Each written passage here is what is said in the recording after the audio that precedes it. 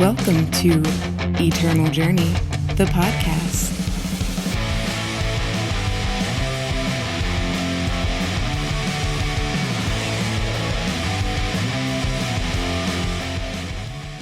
What is up, everyone, and welcome back for another episode of Eternal Journey, the podcast that talks about all things eternal with a focus on limited play.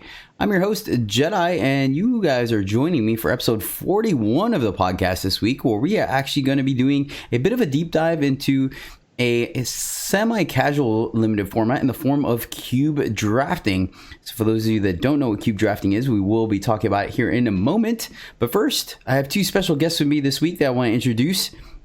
First off, finished in top 10 of the sealed league last month, definitely showing some limited prowess there. A recent friend of mine, we have MurderofCrowss. What is up, Murder?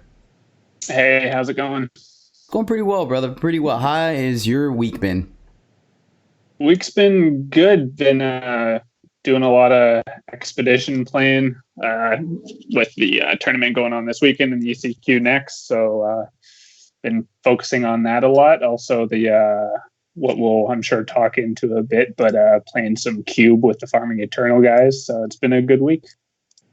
Sweet. Right on. Next up, speaking of Farming Eternal, we have the man, the myth, the gentleman that took second place in the hand-picked draft tournament from Farming Eternal last month. That's right, we have the one, the only JohnHolio. What is up, John? Hey, how's it going? I'm just great. I can hear it. I can hear the smile in your voice. How has your week been? Yeah, it's been going very well. I managed to push into Masters and Expedition this week. I'm working on Throne. Did one draft this week, got 7 wins. So all in all, pretty great. Nice. Yeah, just living life, living the fullest life, huh? That's right. Sweet. So the guys today are joining me to talk about cube drafting. But first, I want to give a quick breakdown. Mention the YouTube channel. That's right, guys. EJ the podcast or Eternal Journey. Search it on YouTube and you will find my channel where I have all kinds of great offline and online content about the limited formats, as well as a little bit constructed. Now that the ECQ tournaments are going to start, you will expect tournament reports from me, but mainly draft and sealed decks going up on there, as well as the content creator showdown, where various great people like gentlemen from the Misplay podcast, Farming Eternal, as well as Cassandrath and Sunnyvale and Mediocre, other streamers came on there to compete to show their entertainment prowess. So definitely check that out at EJ the podcast. And of course, my weekly cube draft. This week we're doing multi-faction, so I won't go into too much depth into it right now, because we will in a moment. A whole episode about cube drafting. Yes. So multi-faction cube, which means 95% of the cards in the cube are going to have 2+ factions in them. Yes, so if you like some rainbow brewing, by all means, check it out live at twitch.tv/Jedi_EJ this Sunday, where you guys can participate for free, or at the very least watch these awesome gentlemen for free and watch them do amazing things. But all right, that's gonna do it for that. Let's go into our shout outs. No new subs, no new people have joined the Jedi Order this week, but that's okay because we have a ton of resubs. So I just want to go ahead and give you guys each a personal shout out. Thank you so much for maintaining your training in the Jedi Order and slowly but surely getting better at this great game that we all love in the form of Eternal. I really do appreciate it. You guys let me know that I am somehow managing to entertain you. Don't know how or why, but hey, I'll take it. So thank you. And then, of course, a quick shout out to Marvin the Imp for the raid today. Or, I'm sorry, the raid on Sunday, I believe, actually. So kudos to them. Definitely check them out as well. They do host their occasional tournaments. I believe, don't quote me on this, but I believe Marvin is with Team the Great Parliament, I think. No, Team Not Tavrod. There you go. That's the other one. Yes, Not Tavrod. That's right. Now I think of the logo. So yeah, definitely check them out. Stay tuned for the tournaments that they host as well. But all right, that's going to do it for our housekeeping. So let's dive into our pack one, pick one. For those of you that don't know, we essentially crack open a pack as if it is the beginning of a draft and kind of go over our picks and what we would take. So this one being a cube episode, we're actually going to open up a cube pack. This is my powered cube. So you might notice a slight variance in the rarity that you would normally see, but that's okay. We're going to talk about it. So guys, the way I normally do this is I'll go through each card individually, and then you guys can say your snippets and we'll try to see what ends up being the final pick here. So really there's nowhere to start other than the beginning. So I'm going to start with Kennel Master. This is a 1/1 soldier at legendary for 1 red. And it reads, at the start of your turn, If you have 3 or more spells in your void, play a 2/2 hound with charge and reckless. All right, JohnHolio, how about you start us off? Where are you at on Kennel Master? For cube, I'm not looking to pack one, pick one. This is a very powerful cube. It's just a 1-drop, and there's a lot of good cheap removal here. So I wouldn't expect this guy to hang out for very long. So probably not looking at this for a pack one, pick one. Okay, MurderofCrowss, what do you think? Yeah, I think it's also a card that once you have it in your deck, if you're going to keep it in your deck, it's really forcing you down a path of aggressive token, spell, sacrifice kind of thing. So you are restricting yourself in that way rather than going with an overall powerful card. Whereas this is more of a niche synergistic card. Exactly. So you're limiting yourself a little in that. Okay. So I don't think it's a pack one, pick one either, but it certainly can have its deck. Okay. Any one of these can be, obviously, if you want to go into a specific archetype for this powered cube, but not where I'm looking to go. Yeah. No, not off the start. Yeah, and the interesting thing about this pack is that there's a lot of influence requirements here, which is something we'll talk about in a moment once we're done with all the packs. But next up, we have Twilight Hunt. This is a slow spell at rare for 1 at a time. It triggers Nightfall, and it reads, give one of your units killer. If it's a dinosaur, it gets a +2/+2. Murder. What you at, brother? Great card overall, and I think I'd be happy to have it in a deck, but I think it's again not something I'm looking at pack one, pick one. I think for pack one, pick one, you're looking for something that is going to give you a 2-for-1, 3-for-1, just obscene value as far as a bomb or mass removal goes. So it's not a pack one, pick one, in my opinion, but I think it's a solid card. Agreed. Okay. Yeah, I kind of feel with you because I consider that removal in this format regardless, because there's going to be plenty of big units to slap this on. And, the Nightfall is not something that to look over. Like, it does still draw you a card. I mean, it draws your opponent a card as well, but you're still getting 2 cards off, or additional card next turn. All right. Next up, we have Suffocate. This is a slow spell uncommon for 1 in a shadow. Kill a unit with 3 attack or less. JohnHolio. Yeah, it's another, it's a good cheap removal spell here. I could see somebody wanting to pick this pack one, but I mean, looking down the list here, I'm looking to skip over this one. I know we're not getting into the big stuff just yet, but it's just it's going to be a great card in any deck that's playing Shadow, with a lot of the impactful 3 power or less units getting played on the early turns. But it's like Murder just said, you're pack one. We're looking for some higher power here, I think. Yeah, and that's one of the things about Cube that we'll talk about a little more in depth later, is just the fact that because there's so much power available, that certain cards that typically would be a higher pick actually take a step back because their power level is, on a curve, they're not as strong as they normally would be. Do you have anything to add, Murder? Yeah, I think that's a great point, is that if you're looking at, if that was in just a conventional draft in Eternal, pack one, pick one, a Suffocate, or something that is premium removal would be up there as something you'd want to take for your first pick, but can be very different in Cube, where some of the cards are just on another power level entirely. Okay, moving on. This is a card I like. This is Leave a Witness, and it is a slow spell at legendary for 7 justice. So triple justice. It reads, kill all units. Oh yeah, but there's more. Mentor, spare the student. So you select one of your units, they are exhausted, and then they do not die to leave a witness, and everything else does. All right, Murder, what do you think?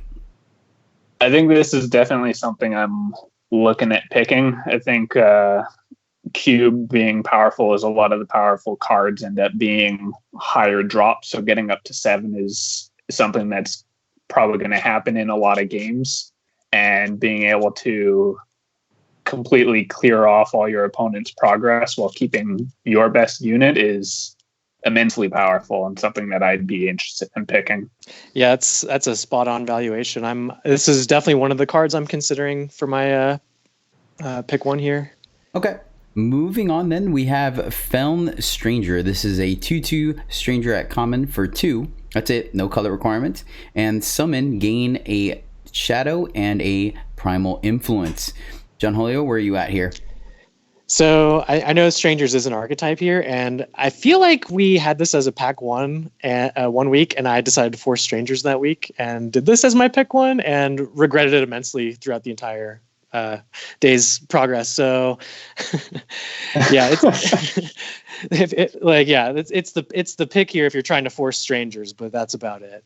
It's good, it's a good fixing. It's good filler for later in the draft if you're trying to, ensure your triple primal influence requirement or something like that. But yeah, definitely not an objectively powerful card. I think it's not an objectively powerful card, but I think in the context of the cube, it's an extremely important card. And I've agreed. I find fixing in any format to be extremely important. So while it may not be a pack 1 pick 1, it is something that if you're seeing these Strangers in future packs, they're great considerations because they open you up to being able to splash other more powerful cards and have a much more consistent deck overall. See, they're pretty important in like a more control-y deck to help fix and keep you alive during the early game. See, and that's the thing. I actually think Felon Stranger is a completely acceptable first pick in the form of, once again, going back to the power cube. We know that even though there's some ridiculous cards in this pack, we still have 4 more packs of cards that are going to be equally as powerful.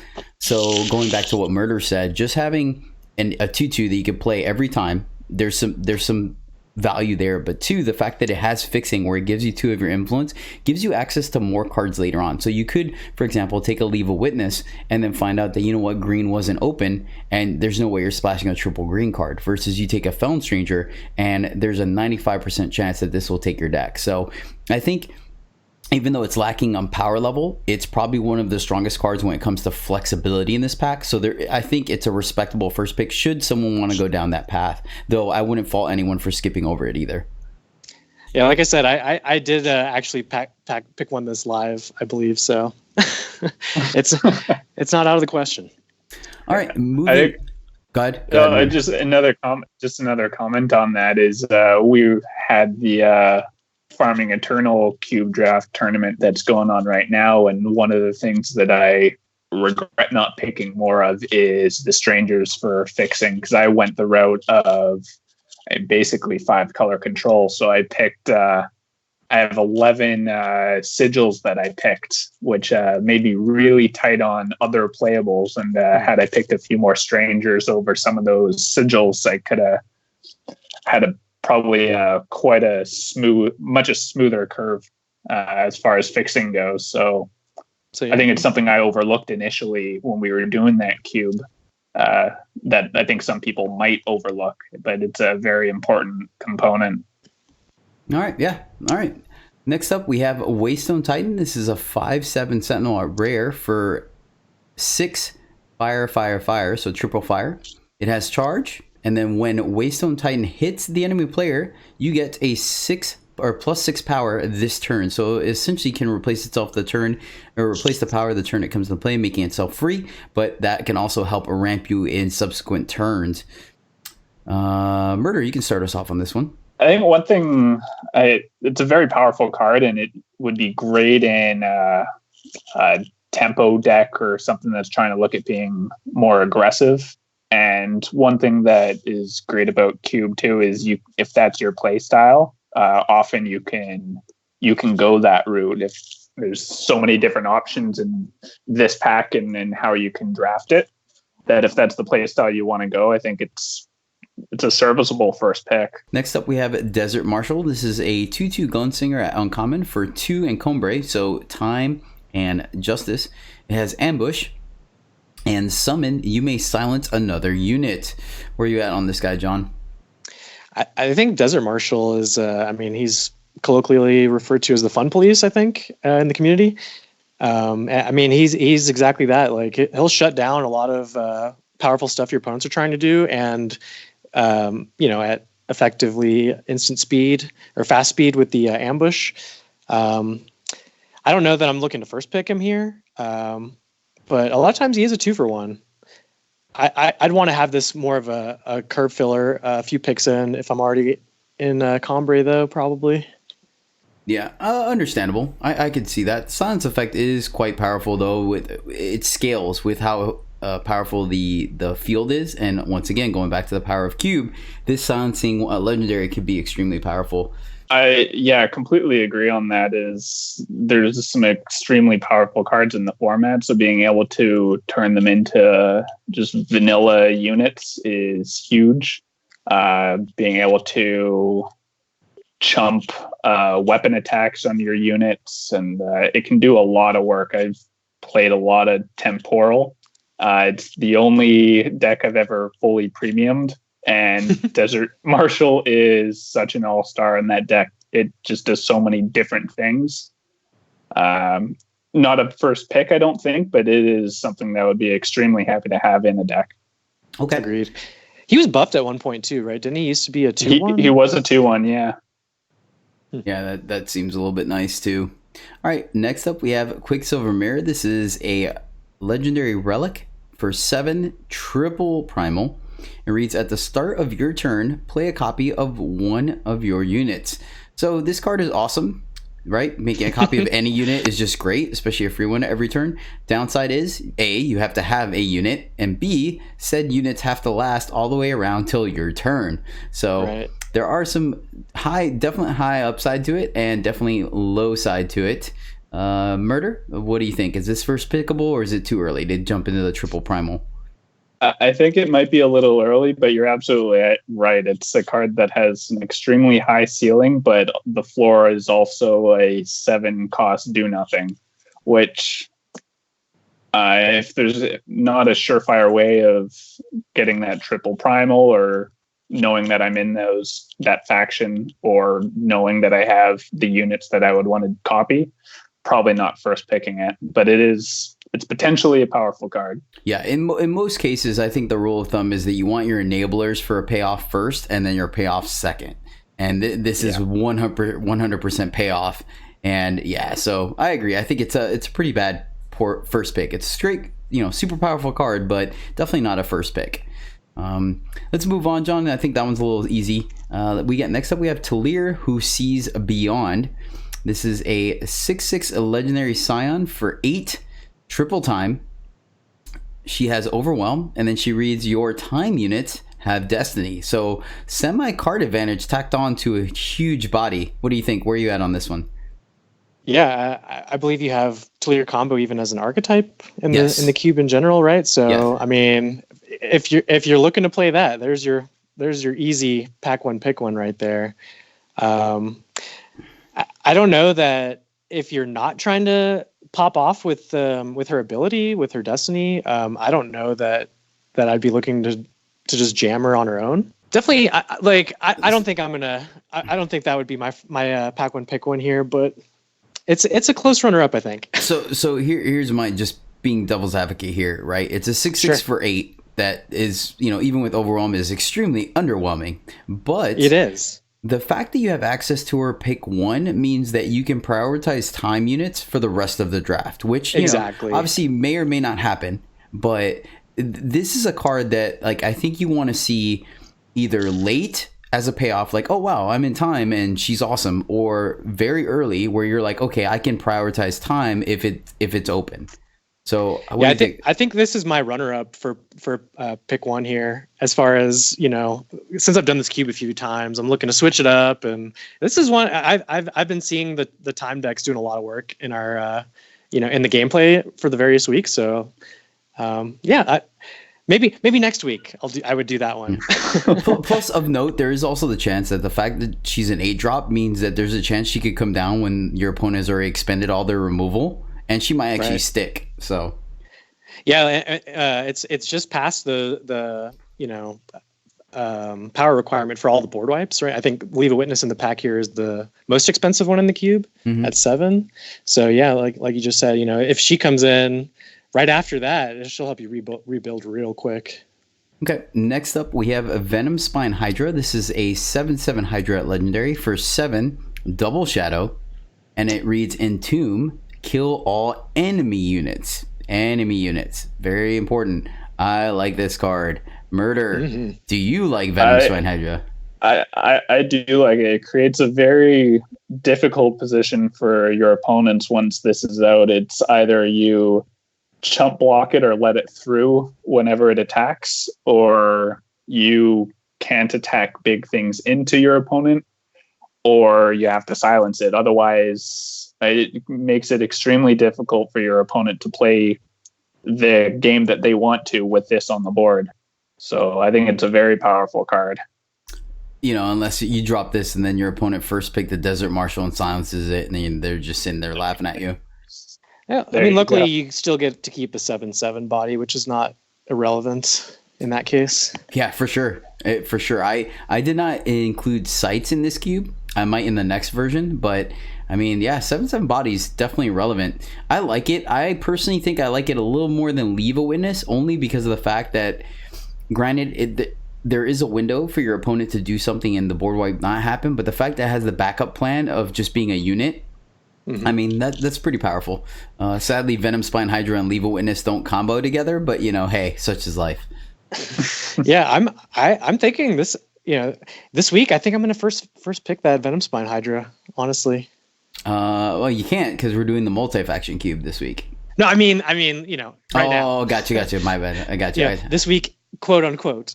Got you, picking up. All right. Next up, we're almost done with the pack. We have Barricade. We have a fastball at rare for 2 and a justice. Give one of your blocking units +8/+8 this turn. All right. So it is a fast spell, of course, because you have to be, but the unit has to be blocking. What do you think, John? Do you think this is dethrone Venom Spine Hydra? Certainly not. It's in the filler category, I think, for this powered cube, unless you already have Kira, which I believe she's in the cube, right? Mm-hmm.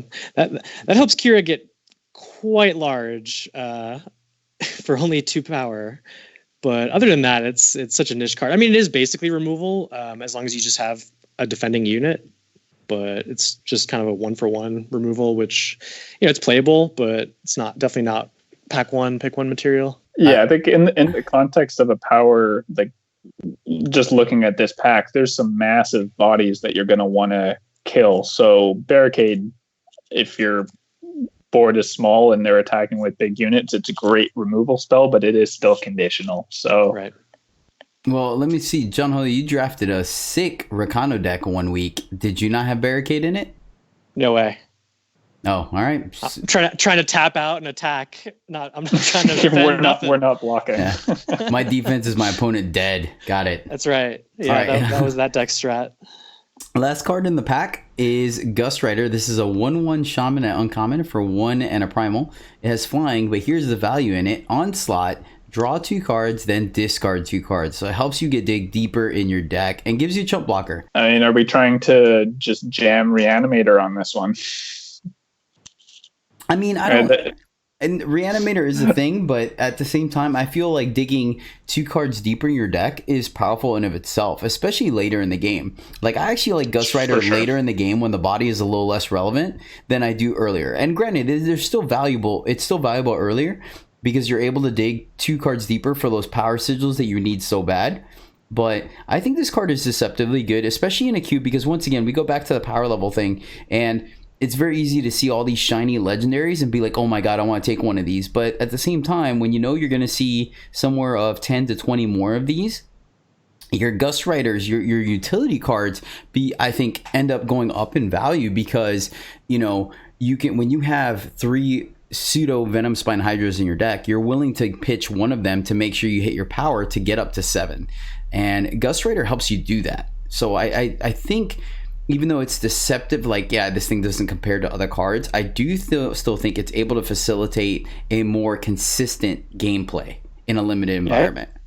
I agree with that. I think I played Gust Rider every week. I had Primal in my deck, and she was good every time I played her. Oh, and then go ahead.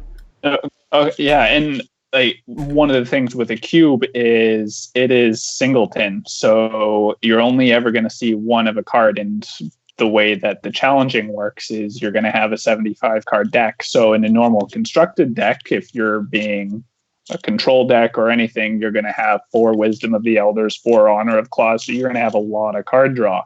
But in a cube format, you're only ever going to see 1 Wisdom, 1 Honor, 1 Strategize. So cards like Gust Rider that sort of mimic that effect go way up in value because they provide a similar effect, whereas there's not as many other ways to get that in the cube.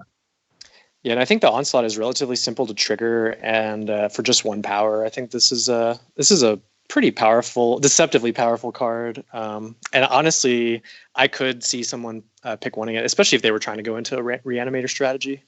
I'm actually not sure if I did this on purpose when I made this pack, but looking at the pack, it's funny because I see like one version of a card that all has, or a faction that has like high, like 2 to 3 influence, and then another set of cards only have 1. So it's like, how greedy do you want to be, you know? Like, and that's the thing that I was going to mention because of Gust Rider. The other thing about Gust Rider is it's only 1 influence and 1 cost. So it's very easy to fit this into most decks with any kind of a curve. Yeah, it'll help you filter through and get to those other influence or whatever your piece you're missing to further your game plan in that game. This is going to help you get there. All right. So yeah, I think looking at this pack overall, it's kind of a decision between, do I go for the triple influence commitment into a faction, or do I go with the Gust Rider that's a single influence but can make whatever deck I end up with much more consistent overall? So it's an interesting pick on this one. So what's your pick?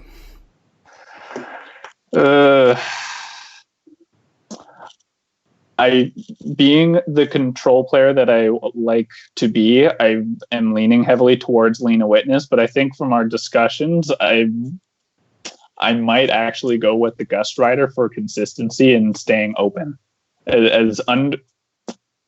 By comparison, underwhelming it may seem compared to the other ones, I think I want to go towards being more consistent overall and being a lot more open in future picks than trying to force into one of the triple influence requirements. I don't think that's a bad call at all. And yeah, I mean, I would definitely consider it as maybe my second choice this week. I'm going to go into the Hydra camp this week, though. Don't blame you for it at all. It's a good call. So actually for me, I was looking at Leave a Witness initially because there's nothing like having a safety valve. Like, all right, my opponent's deck is busted. It got out of hand. Let's go ahead and reset the board. But once again, because of the argument I made with Venom Spine Hydra, the fact that it is not only a board wipe, but also a giant creature kind of gives you that 2-for-1 feel where where I like having it.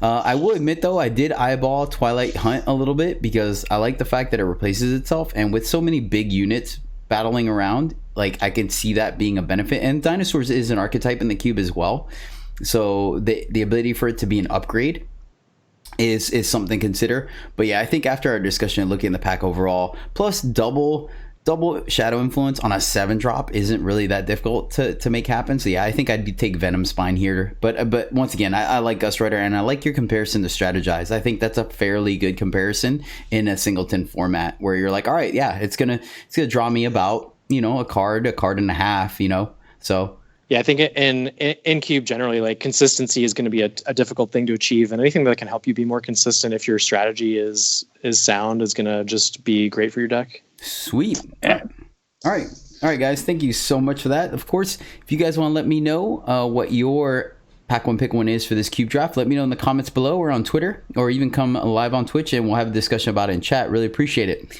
All right, guys, that is going to do it for our Pack One Pick One that leads to our main topic here, which is cube drafting. Now, one thing I will say real quick, there is a variance of cube. Like, cube can be so general as typically a style of limited drafting, but actually I'll just go into it. So cube drafting is essentially creating your own format to draft out of. It is something that came from Magic the Gathering, where people wanted to draft repeatedly, but A, wanted to play with cards that they had in their collection, and B, wanted to save money by drafting something over and over again. And so they developed cube drafting, and the cube itself could be any collection of cards that you choose. So you can have a commons only, you can have commons and uncommons, you can have no rarity restriction like this powered cube is. You can have 2 sets put together. It's whatever you want it to be. You can have it 2 colors, just specific units. For simplicity purposes and discussion of this, we are going to stick to a powered cube, which is essentially a singleton cube, like Murder just mentioned, where there's absolutely only one of each card in the entire format. And there's no rarity restriction. So you, much like this pack, you can see anywhere up to multiple rares, multiple legendaries in the same pack. Okay. For the eternal purposes, because we are not able to challenge each other with 45 card decks, I did add an additional 5th pack to the cube to accommodate creating 75 card decks. But other than that, the draft process is exactly the same as it would be a normal one. So once again, just for simplicity purposes, this one is going to be specifically catered to a powered cube.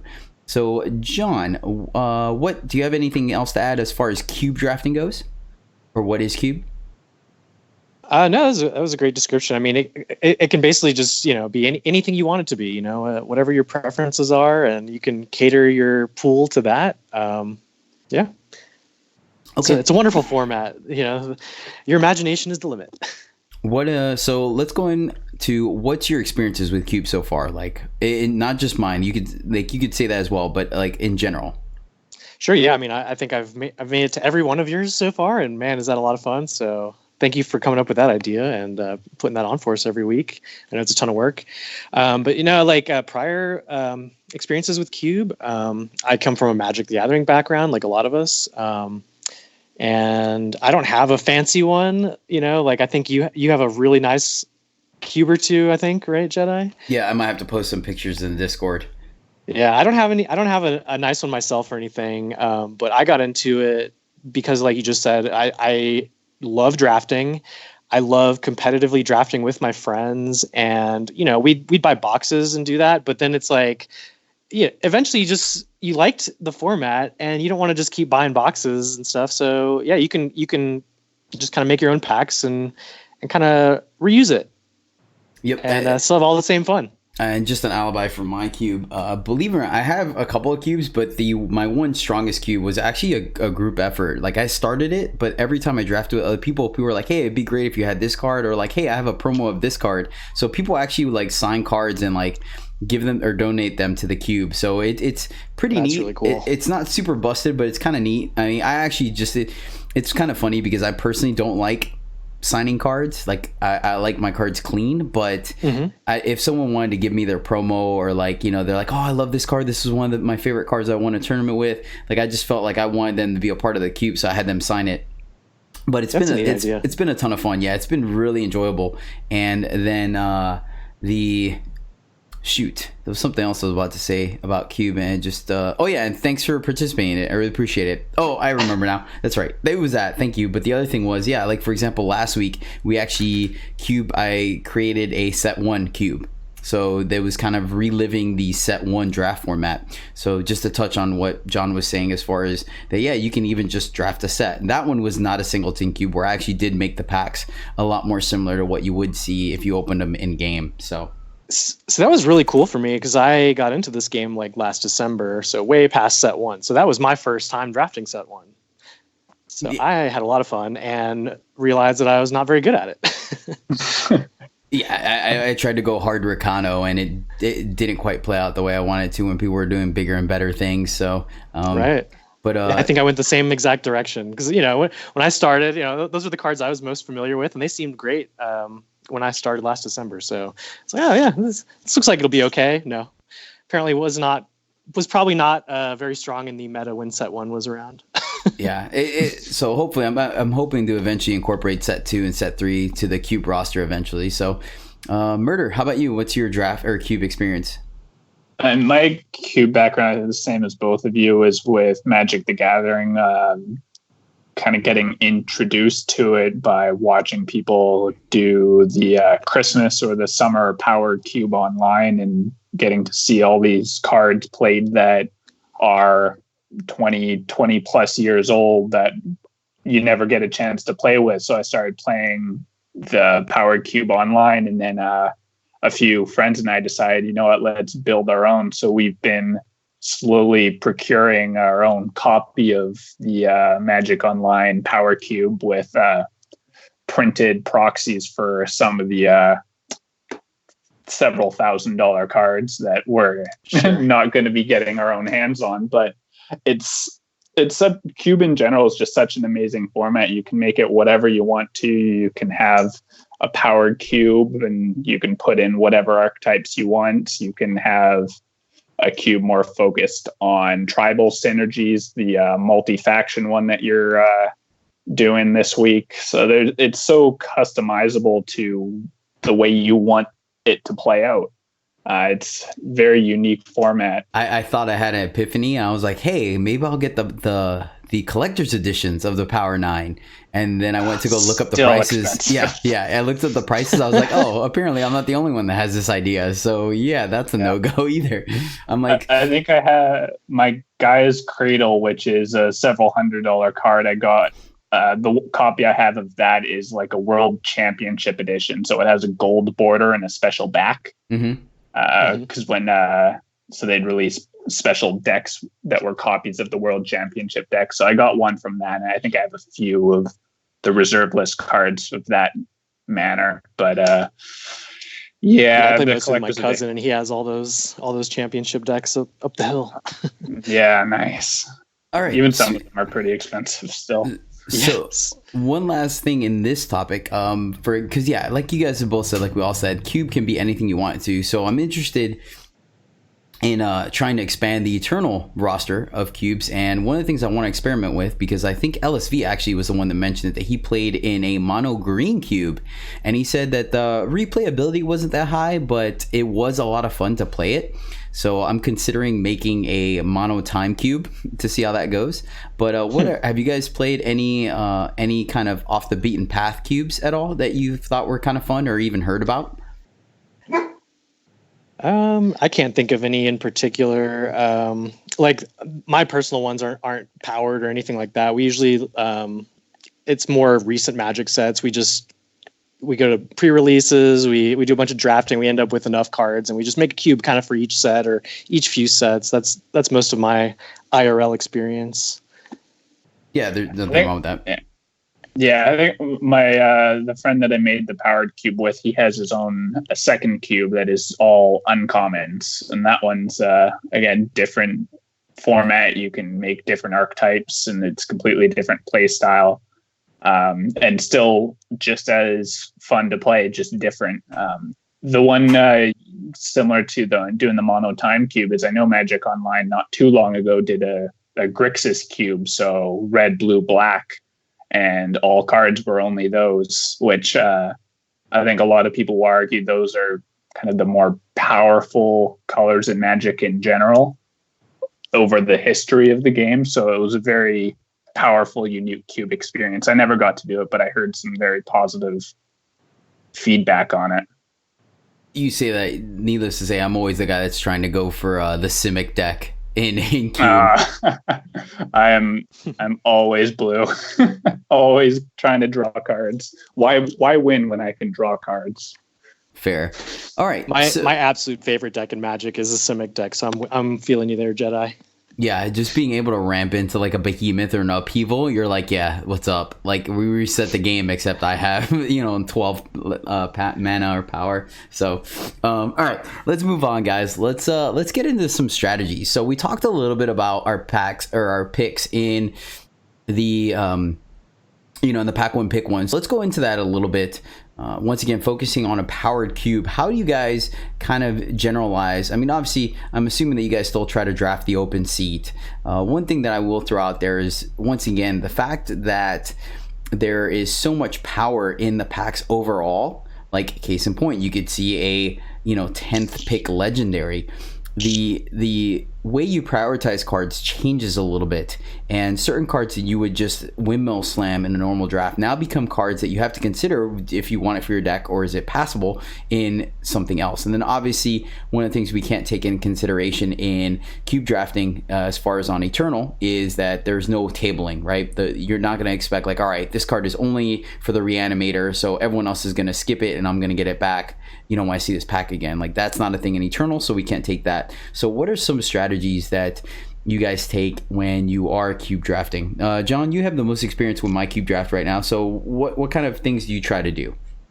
So I mean, it's a just for fun thing. So I've been trying to just kind of mix it up each week, just just to try new things and all that. But when I'm just objectively trying to win my games, I might go for some objectively powerful pick in pack one, and then I'll try and like keep some of that power coming into my deck as I'm drafting, but I'm really looking to try and shore up the consistency, kind of like how we discussed on that pack one pick one, more than anything, because especially the way we've been mandating 30 power in your deck, and the scout lands are not that there's not that many opportunities to grab one to swap out for a basic sigil, and there's just not that much card filtering available to pick from, and card draw. So I mean, I'm looking for a lot of opportunities to get any kind of 2-for-1 or just additional value at every step of the way that I can, while at the same time trying to build a synergistic deck that plays out on curve, where I don't just get run over, because there are some people running straight aggro decks. Mm-hmm. For the record, we are going to do away with that rule for the time being and see how that plays out. Since I've gotten enough feedback from people on the power thing. Some people like it, but I think the majority of people are don't care, and then the majority of people kind of rather not deal with it. So I'm going to take it out. We're going to experiment like that. I mean, it's still going to give people roughly about 10 cards to interchange. So we'll see how that goes. But yeah, and all right. So what about you, Murder? I think kind of what we brought up in discussions about the pack one pick one is, again, with this being a singleton format, and it being a powered cube, is objectively there's always going to be powerful cards. So you need to look at building your deck and making your picks. And yes, you could always just pick the most powerful card.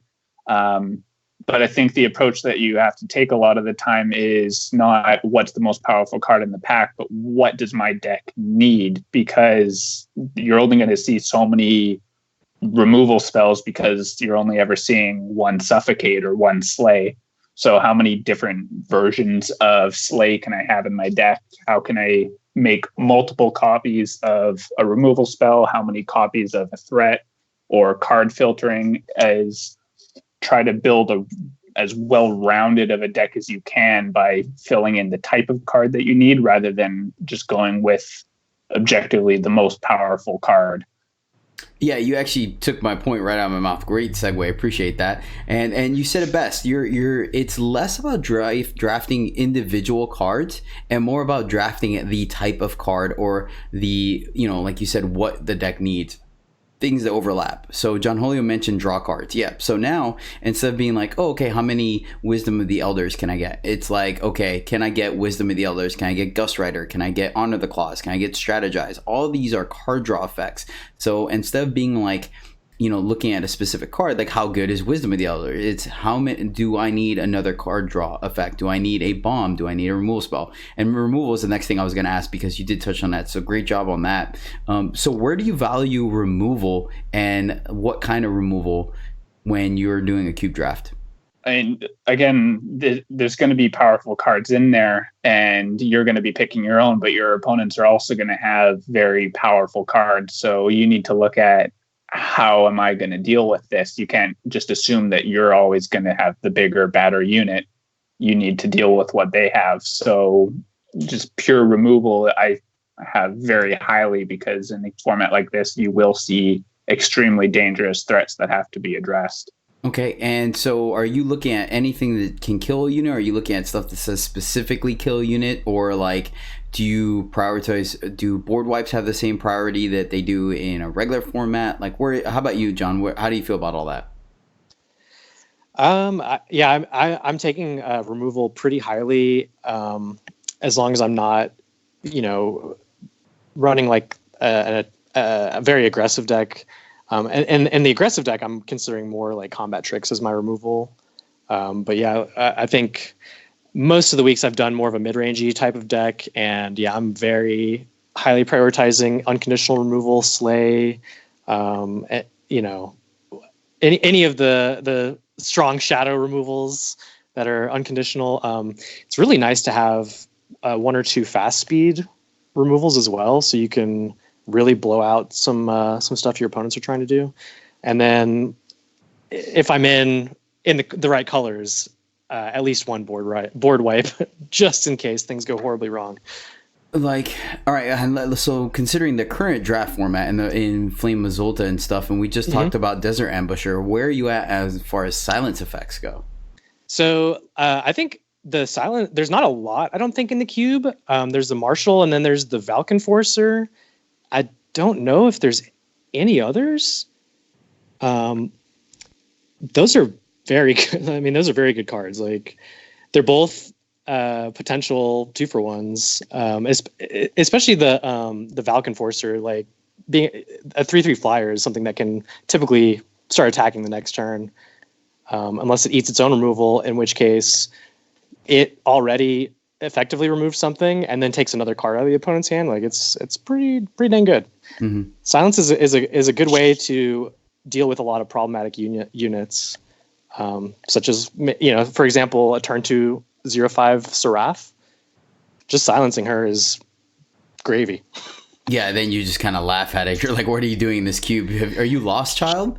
Yeah, or even if you get to that point of the game, just silencing that 8-drop Tuir, like, is effectively removing that card, right? I mean, it leaves a 6/6 body, but as far as the cost to value ratio, you basically just removed it. Mm-hmm. Yeah, go ahead. No, I was actually going to go to you, Murder, since you mentioned earlier that you like drafting control decks. For you, is it one of those things where you're trying to get as many draw spells and removal spells as possible, and then, oh yeah, I guess I'll pick up a win con here and there? Or do you still kind of stick to your, 18 unit? Well, I guess obviously it's going to be higher because it's a 75 card deck, but, do you still try to stick to your mix with just a little more emphasis on spells and things like that? Or are you like kind of diving all in, having minimal creatures or units and the most kind of spells to draw more cards and get everything, answer all your opponent's threats?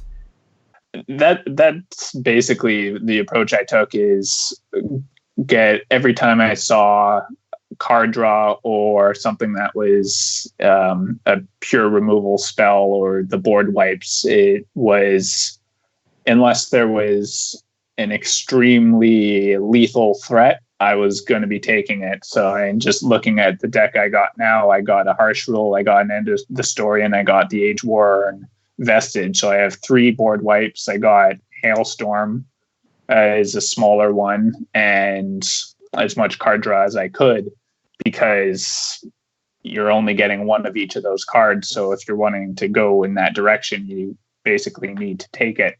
And then as the threats was, what kind of threats can I take that are going to get a lot of value? So you don't want a threat that is just a 1-for-1 unit.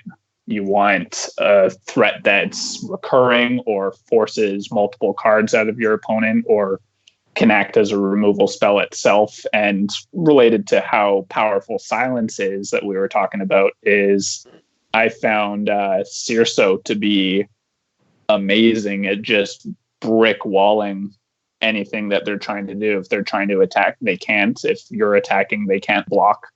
Mm-hmm. And same with Macto as well, as being the kind of threat that you don't need a lot of those to eventually win the game if you're dealing with everything your opponent's doing. Okay. And so how do you feel about randomness, like random effects? Like, I know some people love the, just the high variance cards. And I personally do not. But, stuff like the card or the contrabands and birthright and things like that can generate a random card. How do you feel about those when you're drafting in Cube, Murder? I think from the game that you and I had this week, is something that will only ever happen in Cube, and that kind of just makes the format special, is first time ever in my life, and I don't think I'm ever going to, outside of Cube, I played a Spirit of Resistance, killing a few of your units. Then a few turns later, you dropped your own, and we're both at 12, 13 power now, and I top deck Incarnus. Okay, let's see what I roll. And I rolled the Touch of the Umbran to steal a Spirit of Resistance, and now start attacking for 13 a turn and win the game. And it's just, as it can be frustrating to see that from the other end, but this is the kind of format where these things, you're never going to have that play sequence happen in any other format. And it's one of the beauties of Cube. For the record, I was laughing with you. Trust me. If anyone's tuned into my stream, like, I take those losses with so much grace. I appreciate it. I let you have your fun. I died to the headshot card at one point in one of the drafts. I forgot what it's called, but the one that gives all your guys double strike or double damage and and I just let my opponent do it. Like, I felt a lesser person would have conceded, like tilt conceded. I'm like, no, like, how many times do you get to do this in draft? Like, go ahead, kill me by a -52, you know? Like, so yeah. I was laughing with you, not gonna lie. I was like, yep, that would be. The funny thing is, I actually did something similar to that in Expedition, so I thought it was funny. I was like, yep, it's only karma that happens to me with my Spirit of Resistance. Yeah, I think that if there's any format where big swingy RNG effects can have a happy place to call home, I think Cube might be the place. Definitely feels bad when you're playing a competitive format like Expedition right now, and then that's almost exact same thing happens where, you know, they get the touch of the Umbran off of their Incarnus, or that Solitude, or that, you know, random I win card that's not even possibly in their deck, and they just beat you with it. That's when it feels bad. So for both you guys, randomness, like RNG cards, go up in value when you're cube drafting? I think there's some fun factor. Yeah, I think so.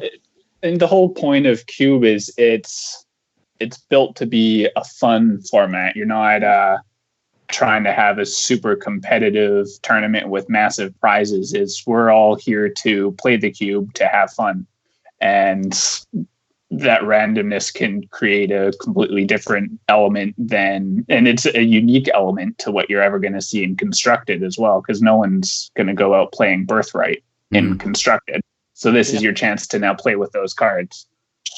Yeah, which actually, believe it or not, is what made me first start my Cube in real life, was that I was like, you know what? I have all these cards that I used to play with or I want to play with. I'm going to put them in Cube so I can play with them again. And that is one of the fun things about it. So where you guys are at, let's start with you, John. Where are you at as far as building a deck with your curve in mind? Like, do you just want to do the haymakers? Do you like skip the mid game? Do you typically stop at mid game and kind of ignore the late game? Like, where are you at as far as, you know, what kind of a priority do you have when you're building your Cube draft as far as your curve goes?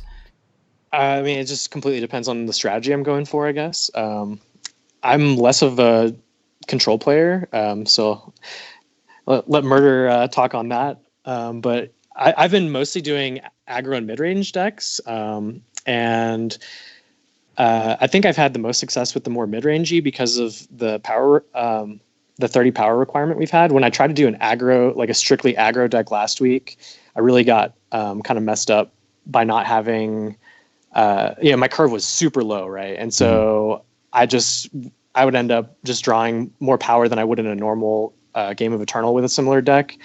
So that was kind of an oops, but I mean, I'm normally trying to have a good solid curve. You know, your typical mid-range type curve is how most of the decks I've been playing have looked, and they've been playing out pretty great too. So, okay. So what about your curve, Murder? I think looking at a Cube format is the cards that are going into the pack are, when you have they're curated. So you're looking to support various archetypes, from these aggressive Rakano decks to mid-range decks and control decks. So no matter what type of deck you're looking to build, you kind of have to assume that your opponent could be the more aggressive deck. So even if you want to go the controlling route, you need to have a curve that's able to deal with that. So you can't just go all 6, 7, 8 drops, or you're going to get run over. So curve always has to be something you take into consideration, or else you're just going to get steamrolled. So I think Cube as a format it's closer to, especially with the power ones, is a lot of the playstyle ends up being closer to Constructed than your regular draft, which isn't going to have the same terrifying threats, or like you're able to curate your aggressive deck much better than from a normal booster draft, since the packs are curated in a way that promotes that archetype rather than it being just a selection of cards that kind of fit it.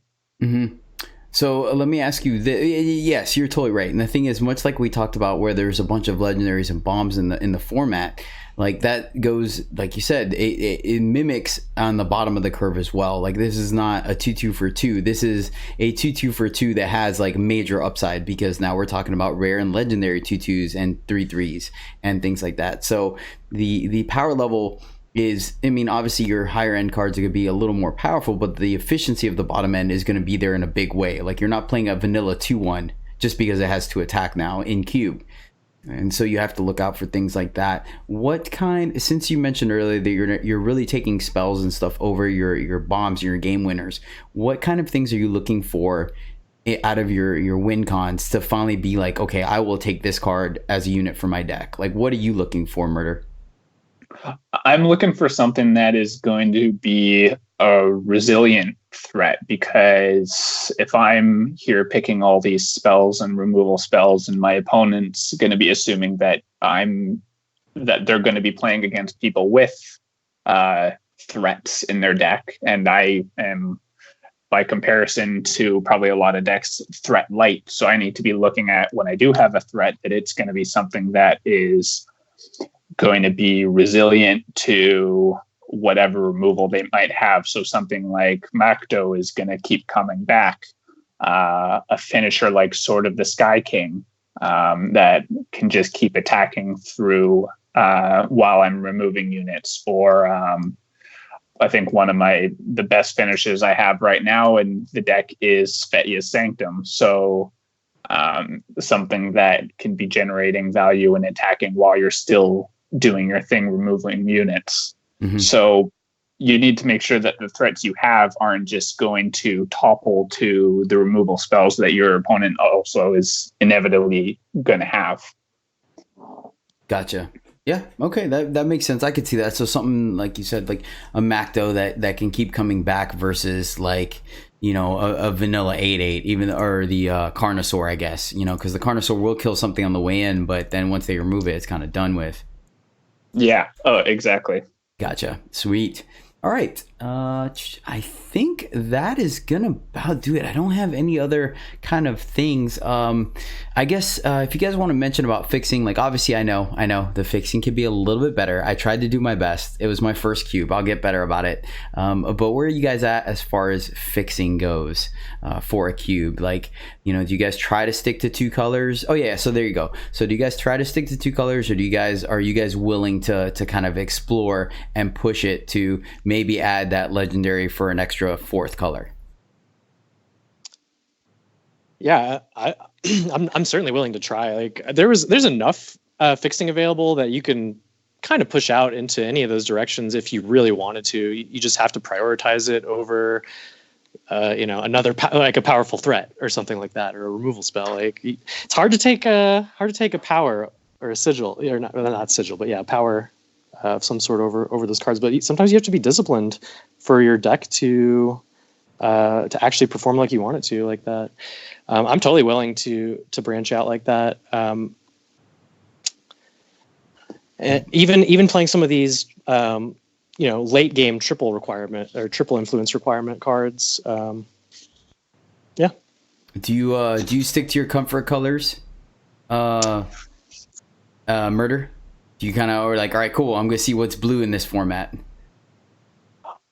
Blue is usually where I want to be going in these kind of things, but I always look to be open, and in this, since going in looking at it as being a power cube, inevitably there's going to be a lot of powerful cards in different factions that you might want to be splashing into. So from playing cubes in Magic, I've always valued fixing very highly, because it really does a lot for the consistency of your deck. And if you miss out on a powerful bomb in one faction, but now you're making it much more, your deck overall a lot more consistent, then that may still lead to a more powerful deck. So I consider picking fixing very highly. I think I overpicked fixing when we were doing the Farming Eternal draft. I picked a total of 11 power cards, a petition, a seek power, and veteran strategist and one of the strangers. So I had to start because I picked so much power, I had to put in splashes for a few more factions than I probably should have. So I have a few very minor splashes, but it hasn't been too much of a problem because I did value the fixing highly enough. And it also, then to our discussion about that stranger in the first pack, is it pays to be open in these, where there's a lot of different directions you can go. So there's no shame in taking fixing. Yeah, I feel like we kind of mentioned earlier, right? Like LSV, holiday cubes, things like that. That's how I first found out about cubes myself, and I feel like LSV might take that stranger. I would not be surprised to see him take the stranger. Right? Oh yeah, he would go for Talir combo for sure, 100%. It would be that. I'm going to work on it. The next cube I want to do is actually the archetypes I want to build are going to be like armor matters, spells matter, sacrifice, like those kind of theme decks. Nice. I tried to make a peasant cube that was going to be tribal, but it turns out the tribes don't really overlap that well, and there's not really a lot of synergy if you keep it at the peasant level. So I was like, okay, Minotaurs isn't really a thing, and I'm like, cultist, so I got to rework on the science of that a little bit. But the interesting part when it comes to fixing, as far as building, if I could just give you guys a little insider scoop, is that the fact that we have to build 75 card decks makes it quite difficult. So I have that fine line of like, I don't want to go to a 6-packs, and I don't want to go to like 15 packs of 4 or 4 packs of or 15, or 5 packs of 15. So it's really hard to like find that balance of like, okay, how do I make sure everyone gets enough playables, but the people that take fixing don't run out play? Like, it's just a really fine line of a mixture, so it's something I'm still working on. And then of course, we can always say like, hey, that's just limited. Like, sometimes you don't always get everything you need, but I also want to make sure people can play and have fun. So that's the most important thing. So it's a tough thing. But all right, guys, I think that's going to do it. Do you guys have any closing statements as far as cube drafting goes before we move on to the next segment? If you're listening, I hope to see you on Sunday morning. Thanks. For the next cube. There we go. Try it out. The cube format is just a completely different experience. It's basically limited plus, because you're making the format that you want. It's completely worth trying. So definitely check it out. Sweet. Thanks, guys. I appreciate the shameless plug there. Good looking out. Life Force. That's the other archetype I want to include. I want life matters, armor matters, spells matter, and then I got to think of like the other two. I got to figure out, because that's the other thing to the building, is that I have to pick the 2 factions that are going to be the primary for that, but then also the tertiary faction that's like a secondary. So there's some overlap. So cube building is actually a lot of fun. Just like I like deck building and sealed, like building a cube is a lot of fun, but boy, is it time consuming as well. And I'm not sure if you can look at go wide strategies. Yeah, I count that into the sacrifice strategies. Yeah. All right, so cool. Oh yeah, that was the other one. I'm sorry, that was the 4th one. So I think there's one archetype I'm missing. I just gotta look at keywords and maybe do like flyers or something. I don't know yet. I gotta look and try to make it. I'd rather do something that's like less represented. Ooh, maybe renown. No, renown I think overlaps with armor matters. So yeah, case in point, like I said, there's a lot of figuring out to do. All right, guys. So that leads us into our what's the play. So sadly, I already used the cube what's the play from last week. So this week we're going to go back to regular constructed. This is Flames of Zolta Limited. I'm going to break down the board state for you guys, and then I personally think this board state has multiple lines of play, and that's why I saved it for the podcast. So there is no wrong answer, there's no right answer. Hopefully we can conclude on one, but if not, that's all right. And Murder, you being the first person or your first time on a podcast, we'll go ahead and have you make your decision on it first. But I'll go ahead and break down the board state. And so far, I think based on feedback, people have liked it when I've said both stats together instead of just one side of the board and then the other. So let's start that way. So power-wise, our opponent is at 1 of 5 and 1 justice, 4 primals. So they're Huru. We are at 8 of 8 with time, justice, primal. They're at 24 life. We are at 17 life. Our board is empty. Their board consists of the 1/1 Exalted Lifesteal Cultist, the 2/1, sorry, I'm horrible at names, but the 2/1 Flying Raven with Mastery 6, get a curse from your deck, and I almost want to say, I'm actually pretty positive it's at 4, so the next attack will trigger its Mastery. And so when it has the fancy gold border, it means that it's 1 attack away from triggering. Right. Oh, no kidding. I did not realize that. Yeah, the lines kind of get bolder and more gold as the mastery levels up. Huh. Yeah. So when it's looking like 4, I would agree. Yeah. So it's 1 shot away from triggering. Oh, I mean, I knew that it switched from like white to gold, but I didn't realize that it only switched to gold before. Oh, that's really interesting. I thought it just hit it like as soon as it activated, like started to trigger its mastery. Okay, cool. Good. Now, the more you know. Dun, dun, dun. And then they have the Misery Walker, I think it is, which is the 2/3. It's the vanilla 2/3 for 3, but then when your opponent has a curse, it becomes a flyer and gets lifesteal. So it actually has flying and lifesteal activated because our opponent has Tidal Force casted on me, which is a cursed relic at rare for 4 primal. It reads, at the start of your turn, if the cursed player has 2 or more cards in their hand, which I do, play a 4/4 living wave with charge. Sacrifice it at the end of the turn. Okay, so yeah, all right, so that's that. Our board once again is empty.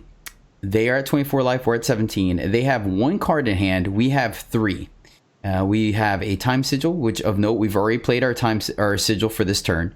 We have a Grodov's Favor, the 6/5 silence unit when it's summoned, and then the Cult Recruiter, which is the 3/3 for 4 that has Mastery 4. It gets a +1/+1, and then it has Ambush.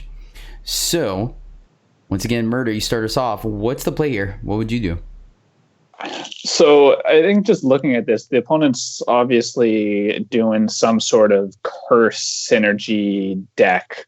So only 2 factions so far. So trying to think what they could get off of that Raven trigger, since if we don't silence it, then they're going to be able to pick something up for the deck.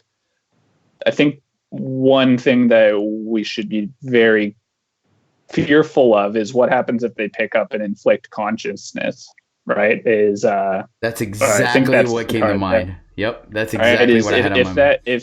If that thing hits, then they're finding that, and if we don't silence it, they're dealing with our threat for basically free.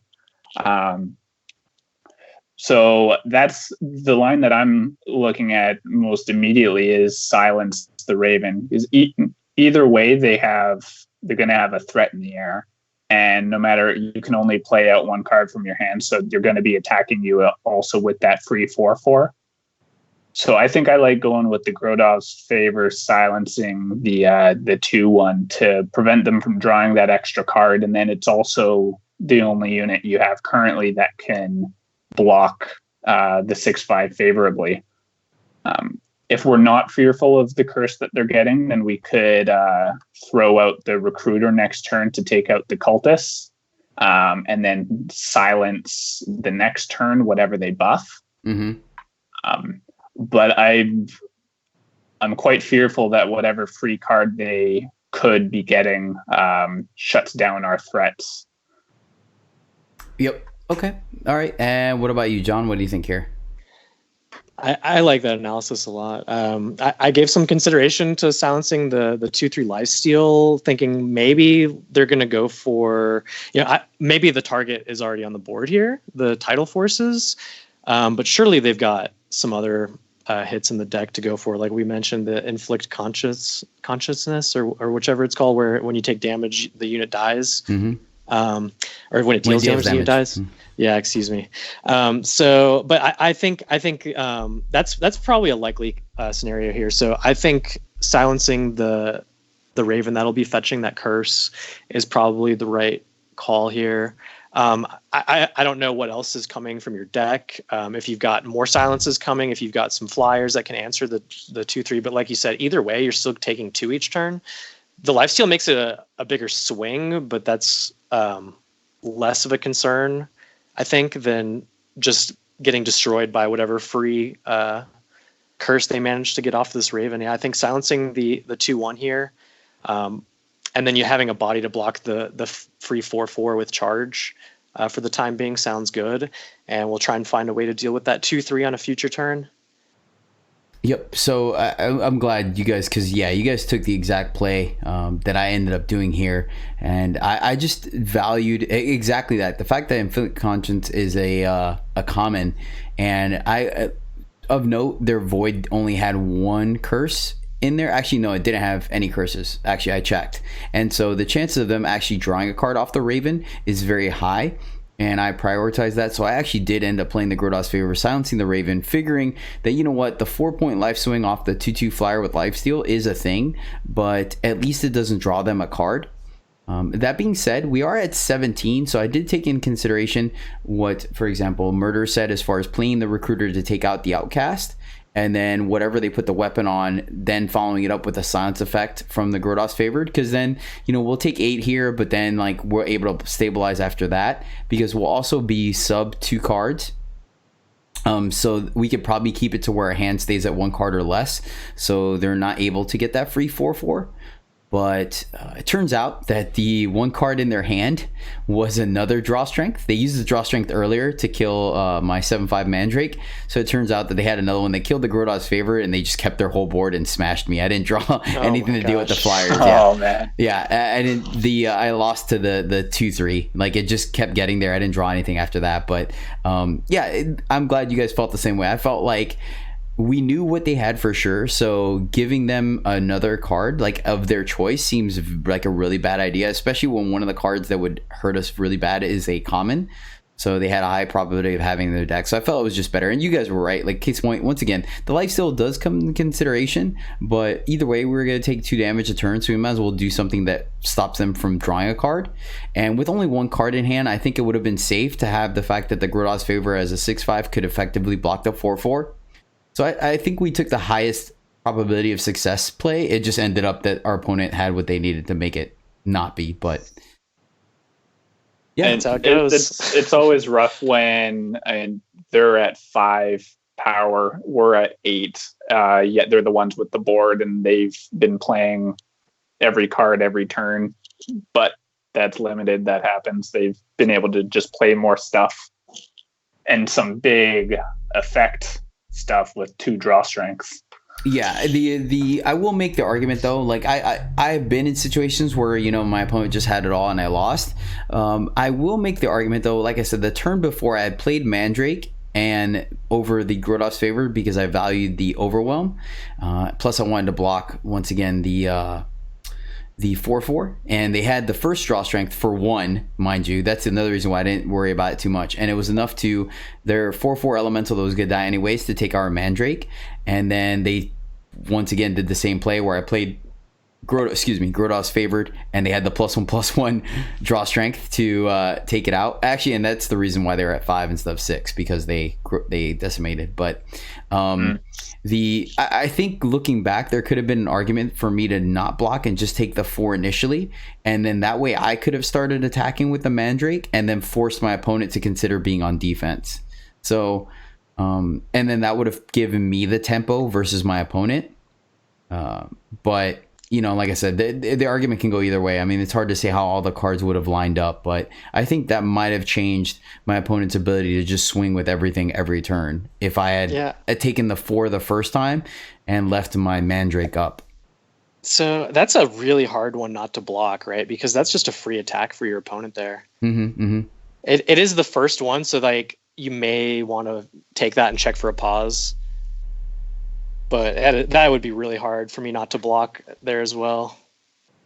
Okay, cool. Yeah, there's no reason for them not to attack, whether they have a trick or not. So exactly, it's hard not to just snap it off. Yeah, and like I said, I normally and I didn't really think about it honestly, and I'm glad you said snap it off murder, because that makes me feel a little bit better about it. Because yeah, I typically try to lean over unless I have a better play. Unless I'm like, okay, I have an answer to this trick in the next turn. I typically always force my opponent to have it. You know, you just sometimes I also try to look ahead, like, okay, what happens if they do have the trick here? How backbreaking is that for us? Do we have an answer for it? Do we not? And you know, if they have it, like they have it, and they had it twice, so it just you know, it is what it is. Like, and then, like I said, I chalked it up to just being one of those games where my opponent drew really well. But that one switch, I was wondering, I was like, maybe I shouldn't have blocked there the first time. Yeah. But I think in Eternal, it's really important to do those pause checks anytime you can, right? But if you were still at, I mean, I guess you were probably at a very high life total, still 25. Like, I don't know, maybe it is correct to just take that first hit there. Man, it's so hard not to block those waves when they just have to come crashing in every turn. Yeah, because there's no reason for them not to attack with it. So like if it was them attacking with something that would cost them if they lost it, then I could see now reading that they have a trick. But with the 4/4, there's no reason for it not to attack. And same with the cultist. There's no real reason not to attack with it, because if it dies, it goes onto an unblockable flyer. Mm-hmm. So it's very hard to read that there's a trick there. It's certainly not obvious that they would have one. Yep. From how they're attacking. All right, sweet guys, appreciate that. Thanks for making me feel a little bit better about that loss. A little bit less interesting play to break down. Yeah, and like I said, I normally try, especially in my losses. Like, I mean, you hear that from everyone, though. You can always win. You can always learn more from your losses than your wins. But I try to really adjust my play style sometimes, because yeah, we always fall back into certain heuristics, and like you said, like that's a snap block. Like, why wouldn't you block there? But there are those corner cases where maybe that is a time where you don't block. So we have the benefit of the rope, which means we're never in trouble for slow playing, because the rope's going to keep us honest as far as tanking when you shouldn't. But all right, guys, that's going to do it there. Excuse me. That's going to do it there, which goes into our last segment, which is our constructed corner. Thanks to the Misplay podcast. Once again, those guys taking the time to put together a community survey, found out that actually there's not that much content going around. Not that we understand. Only 18% of the community consumes podcasts. So thank you guys, for all of you that are listening to this podcast right now. I really appreciate it a lot, considering the time sink and making these guys come on the show. But so thank you guys. So there's a lack of constructed content, so I added a constructed corner where we pretty much just talk about one deck, sometimes streamlined, sometimes not. And a Murder of Crows, you have a deck for us that you'd like to bring up, right? Yeah, so I am currently sitting, actually, let's see where I'm sitting right now.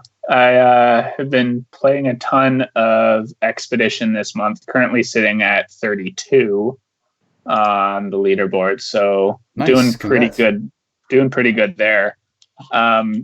So I've mentioned a number of times throughout the podcast so far, I really enjoy playing control value-based decks. And there was a deck that I played a bunch last month, and I kind of started with this month. That was something that Lights Out Ace came up with, which was just an extremely legend-heavy Argent Port deck. And I was playing that and kind of thinking, okay, how can I tweak this to be a bit more controlling and more than just value? So I took that deck and decided, all right, let's move into Fire and basically build an FJS deck out of it. So I played that a lot of the grind this month up until Diamond 1 before I changed to Cultist, which is a little bit too good currently. But wanted to talk about the FJS deck that I was playing for a bit.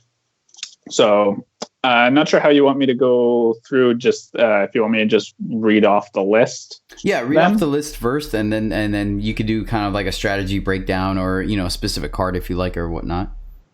Sure. So starting off at the units, so we've got 4 Seraph Grand Strategist, 4 Senway Smuggler, 2 Hidden Road Smugglers. Started at 8 Smugglers initially, but it was, I think, eating a little too much out of the value cards from the deck or the removal. So trim that down to 6, keeping 4 of the 3 attack units, since I think 3 attack is quite important in the format.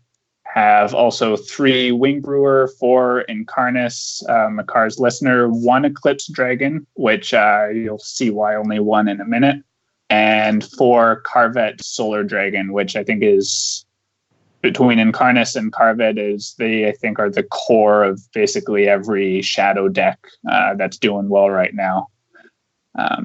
And then in the attachments, we got 1 Hammer of Authority and 1 Age-Worn Vestige. Spells, 4 Seek Power, 4 Conflagrate, 4 Vara's Favor, 4 Voprex's Choice, 3 Cast into Shadow, 4 Dragon Forge, and 3 Cremate. So Dragon Forge is something that in this deck can do a lot of work. It's able to grab the Carvets. It can get the Eclipse Dragon if the opponent has a site that we want to fire down. Then there's also the Hammer of Authority that it can tutor up for, and same with the Age-Worn Vestige. So often the board wipes, and the main board wipe in the Expedition format is Shenra Speaks. So it's nice being able to have another option outside of time with the Vestige, and being able to lower the cost down to 5 so that it's only an 8 cost Wrath is actually quite significant. Yeah, I actually was working on a Winchester Armory deck, and I love Age-Worn Vestige. I think it filled a lot of gaps. Mm-hmm.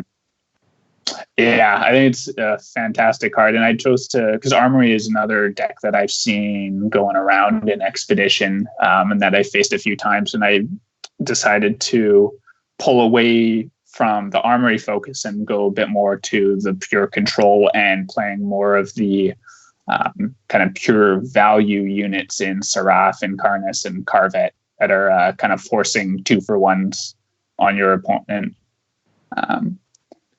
And then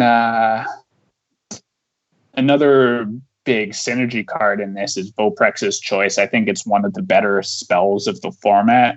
There's a lot of these mastery decks that are kind of looking at putting 1 unit in play and Voltroning it and getting it huge and triggering masteries. So Verit and Akko decks, the Stone Cigar one. Mm-hmm. So being able to kill no matter how big it is, if that's their only unit, it forces them to sacrifice it. You could also tie it up with a Conflagrate, kill the small guy, and then force them to sacrifice the big unit. And then it can also buy back our Age-Worn Vestige. So I've had games where I've cast 5 Harsh Rules. Oh wow! Because you just keep buying back Vestige, and it's a ton of value that you can get out of that 2-cost card.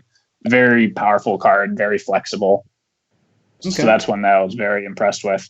Got you. Shoot, I might have to give that a shot. Question, have you experimented at all with Elods? Because Lights Out Ace, I actually just finished messaging him on Twitter because when I played against him in a tournament, he ran 4 Elods, and it seemed pretty good against me.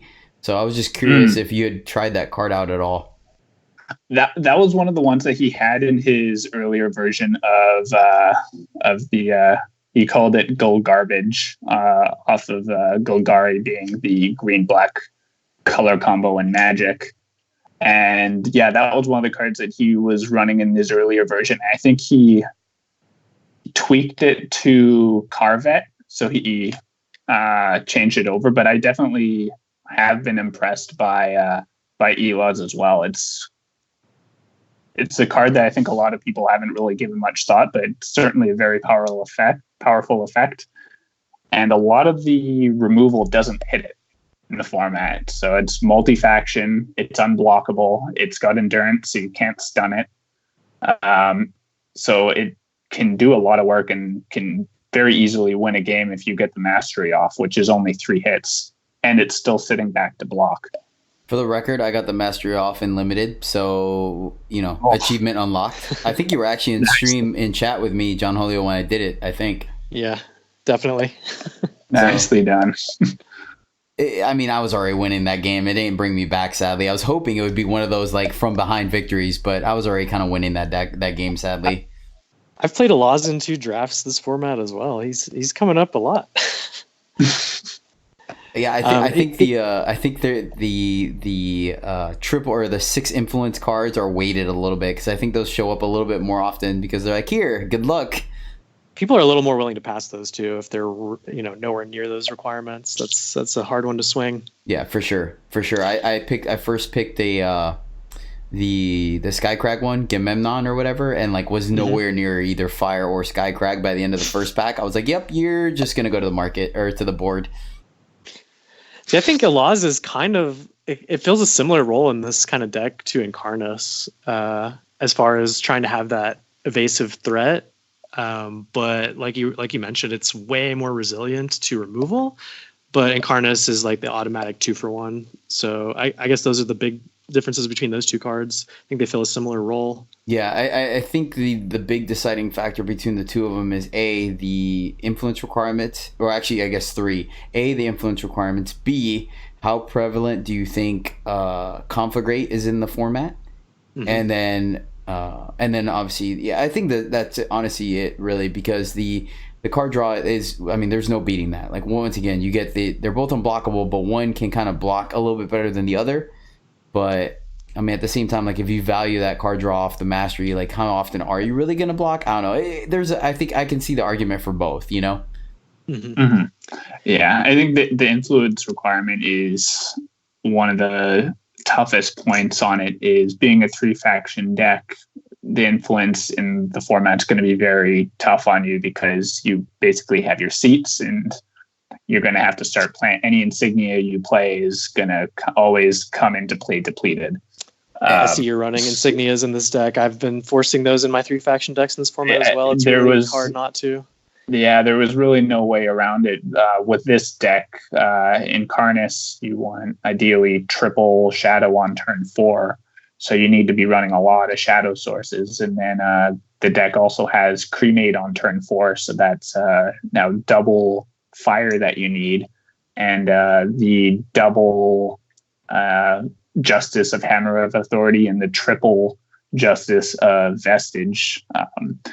Ideally, you don't need the Vestige triple until a fair bit later. But that's the influence requirement that I've always had the toughest time hitting. So I think Alaz would put a little bit too much strain on the power base. Unless maybe instead of going to 4 of, you do like a 2 of, something like that. Maybe I think the only deck, or I think you need to have time if you want a bunch of triple influence, because you have the Acolyte that can help clean you up.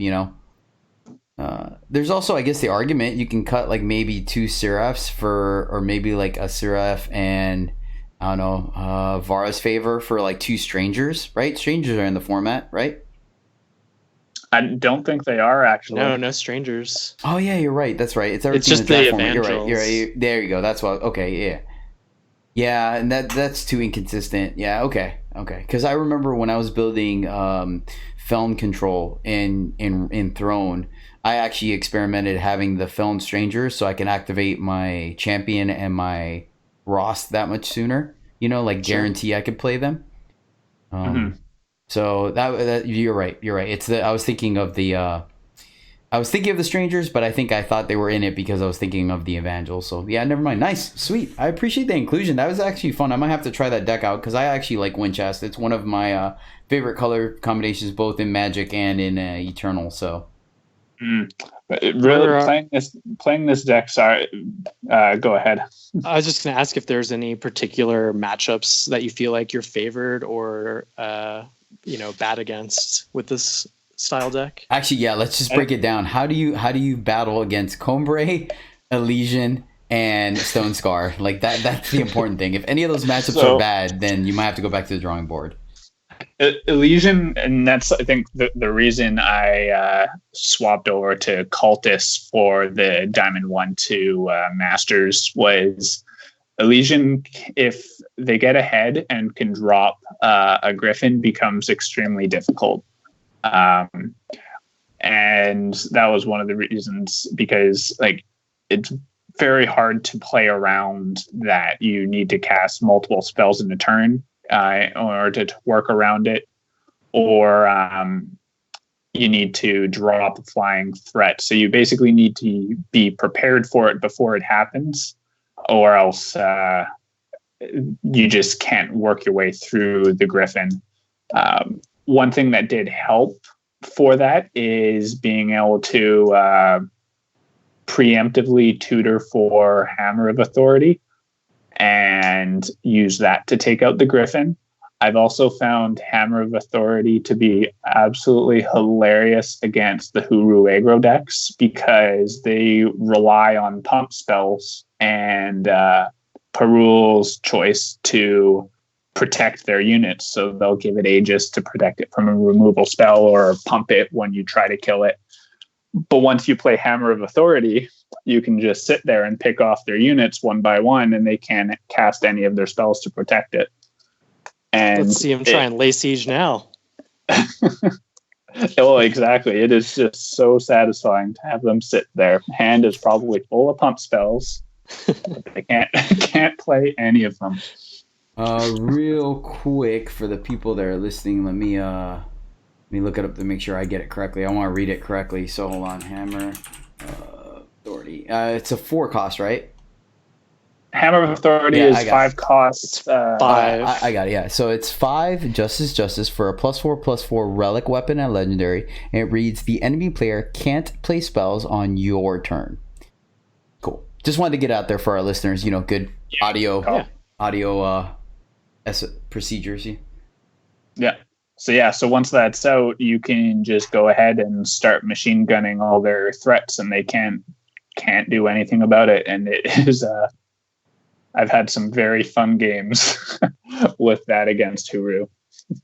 All right. Cool, man. I really appreciate you sharing that with us. I really appreciate it. Obviously, like you said, you were sitting at 32 in Masters at Expedition, so congrats.